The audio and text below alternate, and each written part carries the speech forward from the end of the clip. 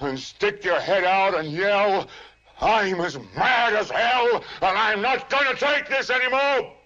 I'm as mad as hell, and I'm not gonna take this anymore! I'm as mad as hell, and I'm not gonna take this anymore! Very angry words uttered by Howard Beale in Network, a black comedy film that won major prizes. Are you similarly angry? If not, you should be. Freedom is slavery. Ignorance is strength. War is peace. With the compliments of the Ministry of Truth. George Orwell, 1984. Do these slogans sound familiar? If you imagine that such madness exists only in an Orwellian nightmarish world, you will need to reconsider, particularly when you hear phrases like friendly fire, which was first used by American television and subsequently by all world televisions. The phrase refers to armies mistakenly killing their own soldiers. They are said to be killed by friendly fire. Such phrases are used with a smile by men wearing smart suits and pretty women announcers.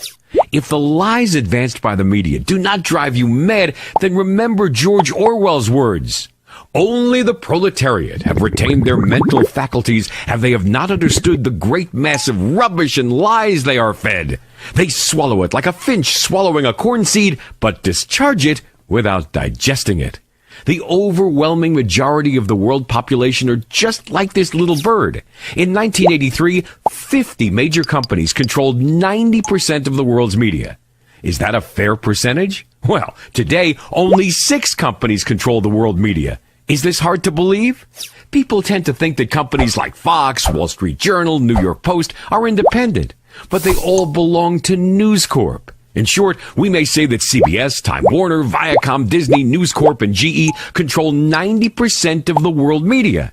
I don't mean they control the news, but the media output, including films, documentaries, publications, etc. If we focus our attention on television, we realize that these companies control 70% of cable channels. The remaining 30% are owned by 3,762 companies. Does this alter our image of the media? Those major companies make annual profits in excess of $250 billion. No wonder that when AOL paid as much as $162 billion to buy Time Warner, the figure is more than 6 times the amount approved by Congress for reconstruction in Iraq. In the United States, there are 232 media executives who control what all 277 million Americans receive on the media. This works out as 1 media executive for every 850,000 Americans. Are you interested to know under whom you happen to be? We're not trying to persuade you to turn a deaf ear and a blind eye to the media, or to answer the lies and fabrications that the media circulate day and night. Since lies will never stop, answering them is an endless exercise. However, they accuse Islam of humiliating women when sexual harassment and rape are ever increasing in the Western world, which boasts of being progressive and civilized. They level at Islam the charge of ill-treating wives, when many a talk show in Europe and the U.S. give airtime to women with black eyes caused by a husband or a boyfriend. Each time the story is followed by a stereotype discussion that yields no results. Yet the notion prevails that Muslim women are badly treated. There is a simple solution for everyone who wishes to abandon the stage of the finch that cannot digest a corn seed and rise to the rank of national human being who examines what he is told.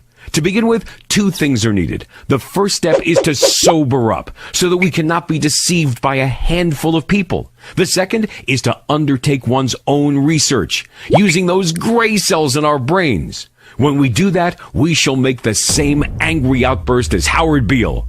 But then we will be free.